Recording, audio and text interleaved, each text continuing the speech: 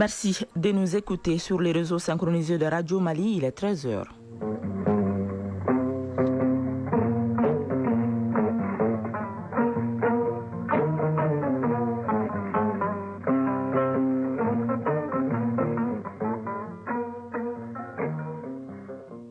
Le journal Barakissa Ouattara. Les autorités déterminées à relever le pari de la fourniture correcte du pays en hydrocarbures. Lors de la 11e réunion du cadre de concertation, le ministre de l'Industrie et du Commerce a mobilisé tous les acteurs concernés pour une solution durable. Les enfants et les écrans, entre l'apprentissage et le divertissement, l'outil numérique est aujourd'hui un double tranchant. Dans le grand format de cette édition, Aminata Brima Ouedraogo nous apprend que l'utilisation de ces outils numériques expose les tout-petits à de nombreux dangers d'ordre sanitaire mais aussi psychologique. La CAN Maroc 2025 tire vers sa fin avec la finale prévue dimanche entre le Sénégal et le Maroc, pays organisateur. En match de classement pour la 3e place, le Nigeria joue demain samedi contre l'Égypte. Voilà pour le sommaire. Mesdames et messieurs, bonjour et bienvenue. Je le disais, le gouvernement malien reste déterminé à relever le pari de la fourniture correcte du pays en hydrocarbures. Le ministre de l'Industrie et du Commerce a présidé hier la 11e réunion du cadre de concertation. De cette réunion, il est ressorti un communiqué qui invite l'ensemble des acteurs à une intelligence collective en vue de faire face aux challenges. Reportage Youssouf Diakité. Le gouvernement du Mali, à travers le ministère de l'Industrie et du Commerce, reste déterminé à gagner le pari de la fourniture correcte du pays en carburant. C'est dire que le gouvernement réaffirme sa vigilance constante, sa capacité d'anticipation et son engagement à sécuriser durablement l'approvisionnement du pays en hydrocarbures, dans un esprit de transparence, de concertation et de protection des consommateurs.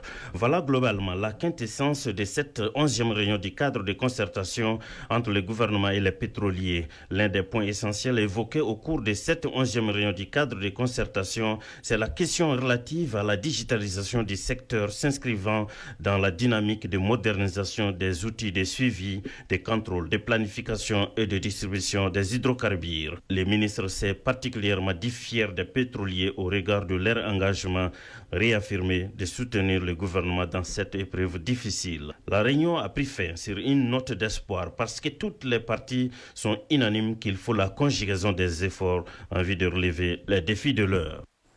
Le ministère des Mines, les membres de la Confédération nationale des sociétés coopératives des orpailleurs du Mali et de l'Organisation internationale du travail lancent officiellement la 2e phase du projet Axel Africa Filière. La projection qui a mis à nu les activités prévues pour les 5 ans invite les orpailleurs à s'impliquer pour l'éradication du travail des enfants dans les sites miniers. Compte rendu Fadem Keita. Les activités de la 2e phase du projet Axel Africa Filière Orpaillage, ainsi lancé pour 5 ans, doivent consolider le niveau de maturité acquis par la Confédération nationale des sociétés coopératives des orpailleurs du Mali lors de la première phase. Les avancées ont abouti à un partenariat bilatéral avec l'OIT, Organisation internationale du travail. Cette fois-ci, le projet met un accent particulier sur l'amélioration des conditions de vie des adultes et l'éradication du travail des enfants sur les sites d'orpaillage. Amadou Sanoussi Dafé, président de la Confédération nationale des sociétés coopératives des orpailleurs du Mali. La réussite de cette phase 2 ne peut se reposer sur un seul acteur. Elle exige une mobilisation collective et un engagement partagé. Nous appelons ainsi les pouvoirs publics à continuer d'accompagner la formalisation du secteur et à créer un environnement favorable au travail décent. Les partenaires techniques et financiers à soutenir cette dynamique porteuse de résultats durables. Amidou Sissé, coordinateur national du Bureau international du travail. La forme coopérative peut être considérée comme un modèle d'organisation ayant le potentiel de regrouper les orpailleurs. En effet, cette forme de regroupement présente certains avantages, entre autres, une forme d'entreprise simple à mettre en place, une possibilité d'accès au financement à travers des projets et plans d'affaires viables. Œuvrer pour le renforcement d'un esprit de dialogue, de transparence entre la Confédération et les orpailleurs et faire en sorte que les enfants ne soient pas privés de protection et d'éducation restent les missions essentielles à exécuter dans la deuxième phase du projet Axel Africa. Yacouba Kébé, chef de cabinet du ministre des Mines. Nous insistons pour dire que l'orpaillage est autorisé par les textes du Mali. Ce qui n'est pas autorisé, c'est l'exploitation illégale de l'or, c'est l'exploitation par des moyens qui ne sont pas déterminés dans le code minier. La pratique de l'orpaillage aussi est encadrée dans les textes. Donc il faudrait qu'ensemble nous puissions travailler grâce à la Confédération, grâce à l'ensemble des sociétés coopératives ici présentes, que cette pratique aussi reste dans les dimensions, reste dans les règles qui sont édictées par nos textes. En vue de donner un coup de pouce aux orpailleurs, le Bureau international du travail remet à la Confédération des équipements de protection individuelle, des ordinateurs, des imprimantes, des casques, des ventilateurs rechargeables et bien d'autres. Le ministre de la Réconciliation, de la Paix et de la Cohésion nationale a présidé hier l'atelier national de pérennisation du développement conduit par les communautés DCC. L'objectif est de poser les bases d'une pérennisation institutionnelle, financière et opérationnelle du DCC au Mali avec l'adhésion des acteurs étatiques, les collectivités et les partenaires des communautés. Il s'agit de parvenir à un consensus autour du chemin de gouvernance et des mécanismes de coordination nationale, régionale et locale. Mamadou Fani. Le développement par les communautés pour elles-mêmes constitue le chemin le plus sûr pour la paix. Cette approche s'est progressivement imposée comme levier stratégique de la reconstruction, de la confiance, de la paix, mais aussi de la gouvernance participative pour le relèvement des zones fragiles. D'où cet atelier national de pérennisation du développement conduit par les communautés. Général de corps d'armée Ismaël Ouagé, ministre de la Réconciliation, de la Paix et de la Cohésion nationale. Ce cadre d'échange vise à faire le bilan de la mise en œuvre du DCC dans les régions ciblées, présenter les innovations majeures, notamment les outils de digitalisation, la plateforme web DCC, les applications mobiles de suivi et évaluation et la traçabilité budgétaire, identifier les défis rencontrés, les leçons tirées et les bonnes pratiques. Explorer ensemble les voies de financement pérennes, qu'ils soient budgétaires, sectoriels ou à travers les projets soutenus par les partenaires. Et enfin, échanger sur un cadre d'intégration institutionnelle et intersectorielle garantissant la durabilité du DCC.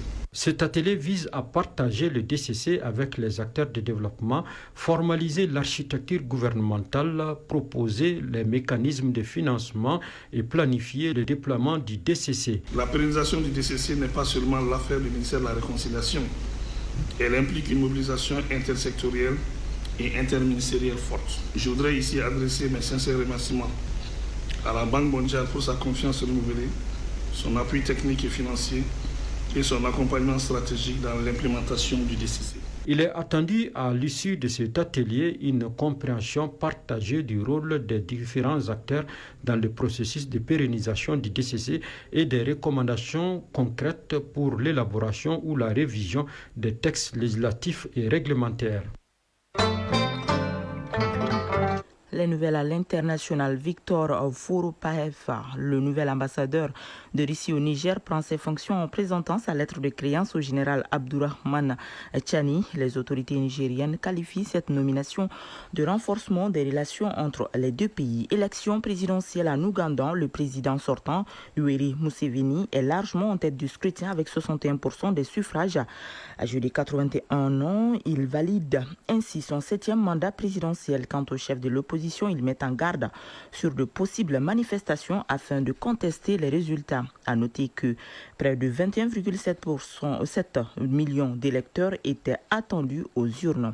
En Afrique du Sud, 10 personnes ont perdu la vie dans des inondations causées par de fortes pluies. D'après les données publiées hier, le président Cyril Ramaphosa s'est rendu sur le terrain pour constater les dégâts. Rappelons que 19 personnes sont mortes dans certaines localités depuis le début des pluies en nombre dernier selon les autorités locales. Accord commercial entre Nairobi et Pékin. Le Kenya vient d'être exonéré de droits de douane sur ses exportations vers la Chine. L'information a été donnée par le ministre kenyan du Commerce. Cet accord, une fois ratifié, permettra à 98,2% des marchandises kenyanes d'entrer sans droit de douane en Chine, en particulier les droits de douane sur ses exportations agricoles.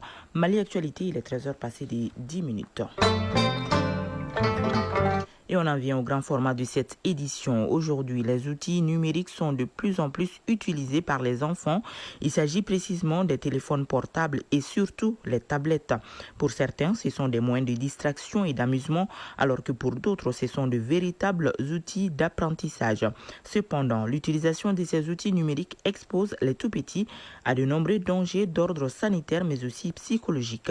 Quels sont ces dangers? Quelles mesures adopter pour minimiser les risques sont entre autres questions répondues dans ce reportage signé Aminata Brima Ouedraogo.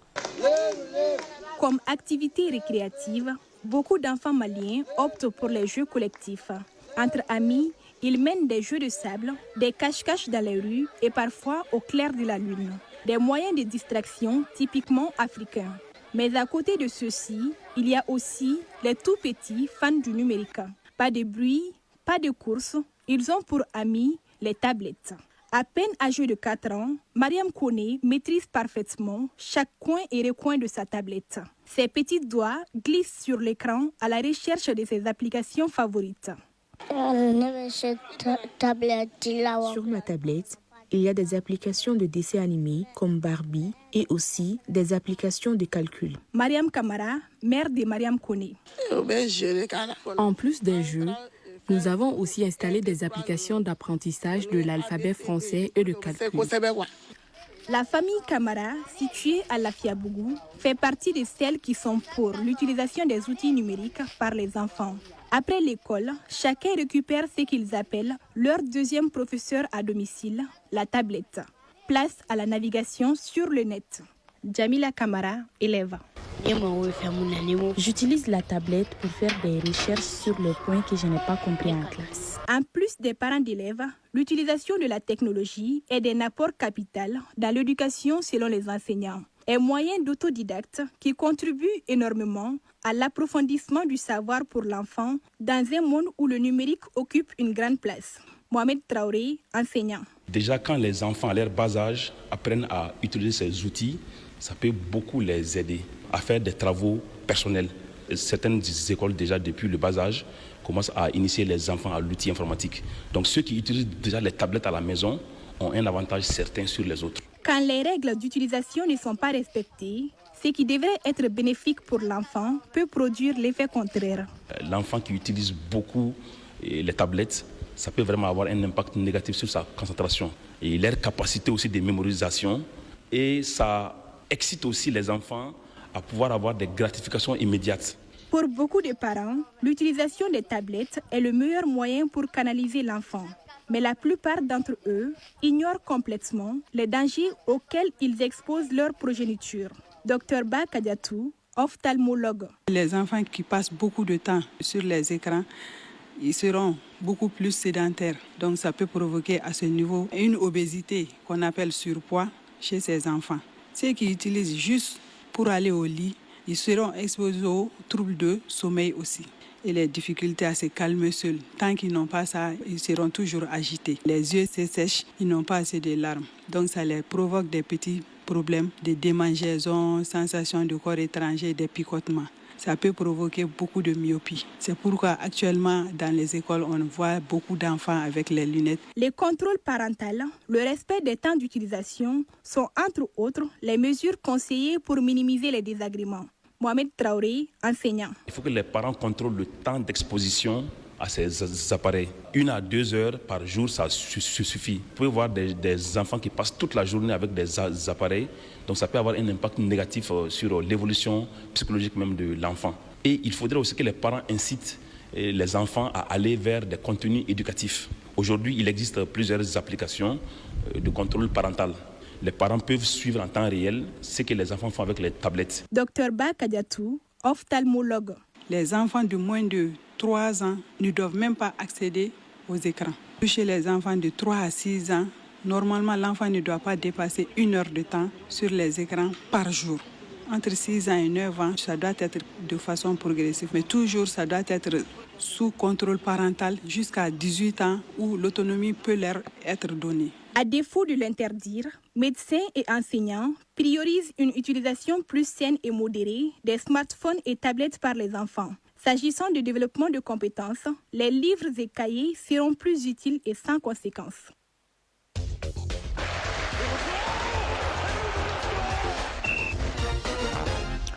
sport, la 9e journée du championnat national de Ligue 1 professionnelle a démarré hier jeudi. Le programme se poursuit cet après-midi avec 2 matchs. La Confédération africaine de football CAF a effectué hier jeudi à Rabat au Maroc le tirage au sort des groupes de la CAN féminine Maroc 2026. Notre pays, le Mali, est logé dans le groupe D, un groupe jugé et relevé par le sélectionneur national Birama Konaté. La CAN Maroc 2025 tire vers sa fin avec la finale prévue dimanche entre le Sénégal et le Maroc, pays organisateur. Un match de classement pour la 3e place. Le Nigeria joue demain samedi contre l'Égypte. Le développement de l'actualité sportive, c'est avec Fotigui Tunkara. CAN Maroc 2025, la compétition connaîtra son épilogue dimanche à l'issue de la finale qui mettra aux prises le Sénégal et le Maroc au pays hôte.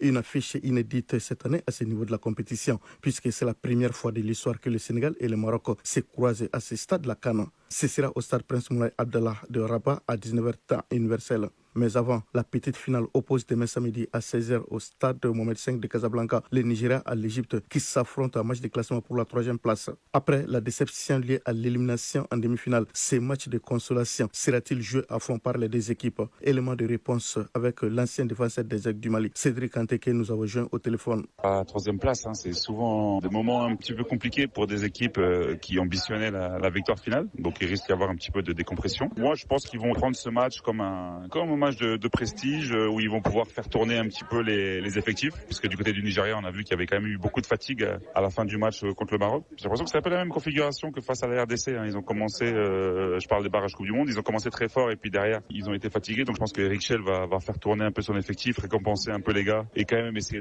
d'accrocher cette médaille de bronze. Mais évidemment, il y aura un peu de relâchement, la déception, parce que je pense qu'il y avait vraiment l'ambition de ramener la CAN. Ensuite, du côté égyptien, je pense qu'ils sont tombés sur beaucoup plus fort qu'eux. Donc pour moi, leur CAN elle est réussie. À voir quelle équipe ils vont mettre en place face au Nigeria. Mais encore une fois, tu sais, une équipe qui a 7 étoiles sur le maillot, un match pour la 3e place, c'est pas non plus le match de l'année. Ils ont une Coupe du Monde à préparer, donc ça sera aussi un match de prestige à préparer de leur côté. Mais effectivement, il n'y aura aucune des 2 équipes qui va, je pense, à moins que je me trompe, qui va jouer le coup à fond.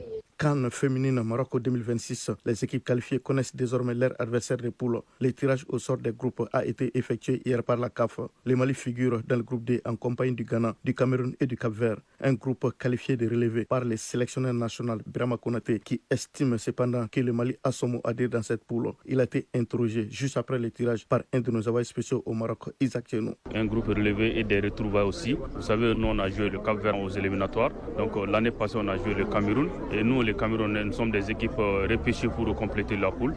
Le Ghana est inhabitué de la compétition et je pense que c'est une poule vraiment très relevée et ça va se jouer sur les petits détails et sur le pépin physique aussi. Match Mali-Cameroun, c'est un match qui va se jouer sur le plan physique et sur le plan mental parce que c'est 2 nations de football. Surtout le Cameroun a beaucoup évolué dans ce domaine du football féminin. Le Cameroun a beaucoup progressé. Le Mali est en train d'en monter le pas. Mais je pense qu'on aura notre mot à dire pendant cette compétition, Inch'Allah. On a notre chance à jouer et je pense qu'on souhaitera commencer le tournoi ici et terminer le tournoi ici, Inch'Allah. Cette édition de la CAN féminine prévue au Maroc du 17 mars au 3 avril 2026 est la première qui va se jouer à 16 équipes. Selon le format adopté par la CAF, à l'issue de la phase de poule, les équipes classées première et deuxième de chaque groupe se qualifieront pour les quarts de finale. Championnat national de Ligue 1 Pro Orange, la 9e journée se poursuit cet après-midi. 2 matchs sont au programme à 16h. Les 11 créateurs de Niarela seront opposés à l'US Bougouni. Derby Academy sera face à l'AS de Bamako. Suite et fin demain samedi avec Djulba AC, AS Bakardian et Stade Malais de Bamako, FC Malkoura à 16h. En démarrage hier jeudi, l'US Bougouba et l'USFAS se sont neutralisés début partout. Asco a perdu contre l'FC Djara 2-1. Afé s'est incliné devant Bingan FC 2-1 également. Bingan s'est ainsi emparé provisoirement de la tête du classement. À 13h passées de 19 minutes prend fin cette édition que Barakissa Ouattara a eu le plaisir de vous présenter. Elle a été réalisée par Awa Traoré sous la coordination de Bourama Traoré. La mise en œuvre est assurée par Abse Traoré et la mise en ligne Sekou Traoré. Merci à vous de l'avoir suivi. Prochain rendez-vous avec les infos, c'est à 19h30. D'ici là, juste après ce journal, vous pourrez suivre les avis et communiquer avec Adama Koulibaly. Bonne suite de programme.